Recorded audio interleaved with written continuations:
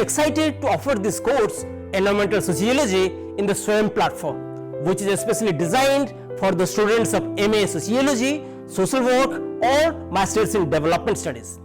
The 5 broad units of the course will include Introduction to Environmental Sociology, its scope and subject matter, theoretical approaches in environmental sociology, which will include theories like treadmill of production, ecological modernization theory, risk society, and environmental discourses. The 3rd unit is Contesting Space over Nature, which will cover important topics like environmentalism and environmental movements, political ecology, new social movements, and environmental history.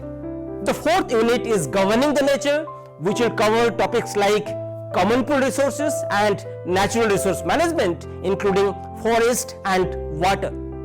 The 5th unit is titled as Contemporary Concerns in Environmental Sociology, which will cover topics like sustainability and sustainable development, environmental justice, and gender and environmental debate. The course will be delivered through video lectures, which will be supported by reading materials and graded assignments. Your doubts and concerns will be addressed through the discussion board as well as through live interactive sessions.